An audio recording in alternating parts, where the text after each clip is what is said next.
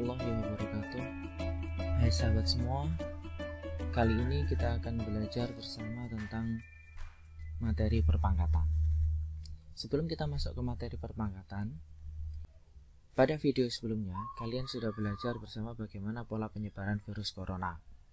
Baik, mari kita perhatikan kembali ilustrasinya. Pada sebuah wilayah, misalkan ada populasi sejumlah sekitar 100 orang, kemudian pada hari yang pertama muncul kasus satu orang konfirmasi positif COVID-19. Nah, kemudian pada periode selanjutnya, jadi satu periode itu rata-rata 4 hari baru diketahui konfirmasi positif atau tidak. Jadi hari yang kelima itu bertambah 2 orang, menjadi 3 orang yang positif sekarang. Kemudian pada periode selanjutnya menjadi pada hari yang ke-9 itu sudah menjadi 7 orang. Jadi bertambah 4 orang ya. Kemudian pada hari yang ke-13 menjadi 15 orang, dan pada hari yang ke-17 menjadi 31 orang, dan pada hari yang ke-21 menjadi 63 orang. Nah, untuk lebih jelasnya kita coba perhatikan ilustrasi rangkuman sebagai berikut. Jadi kasus kumulatifnya, misalkan pada hari yang pertama tadi 1 orang, kemudian hari ke-5 3 orang, 9 7 orang, sampai seterusnya di hari yang ke-21 itu 63 orang. Nah, coba kita detailkan lebih dalam dari kasus ini. Jadi kita pisahkan per periode. Jadi per periode kejadian. Pada hari yang pertama kita sebut sebagai periode ke-0.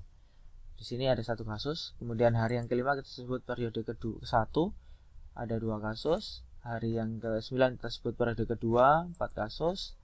Ketiga 8 kasus.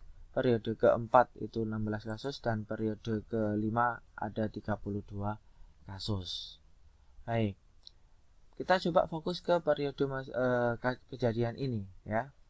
Jadi periode ke-1 hingga periode ke-5 kita tulis satu persatu. Nah, pada periode ke-0 muncul 1 kasus ya. Kita bisa tulis di sini sama dengan 1.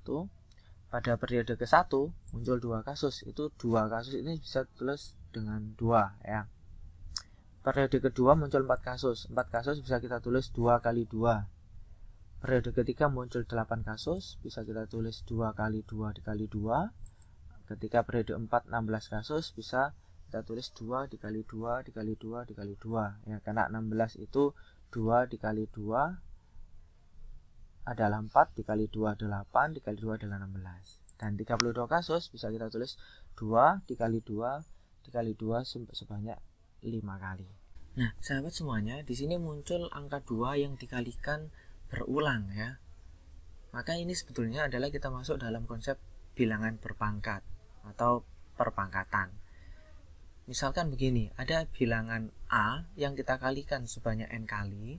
Jadi A dikalikan dengan A sama dengan angkanya yang sama sebanyak n kali, maka kita bisa ilustrasikan sebagai A dipangkatkan dengan N, dengan A di sini adalah bilangan pokok atau basis, dan N adalah pangkat atau eksponen. Itu. Ini adalah pengertian dari perpangkatan. Sehingga 2 di sini karena ada 1, maka kita tulis 2 pangkat 1. 2 di sini dikalikan sebanyak 2 kali, maka di sini 2 pangkat 2, di sini 2 dikalikan sebanyak 3 kali menjadi 2 pangkat 3, ini 2 pangkat 4, dan ini adalah 2 pangkat 5. Nah, kalian lihat polanya.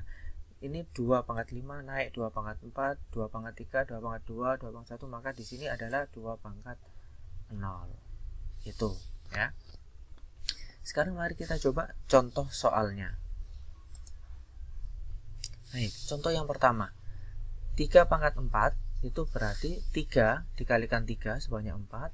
Nah, di sini jawabannya adalah 81 ya. Kemudian 26 pangkat 2 itu berarti 26 dikalikan 26 sama dengan 676.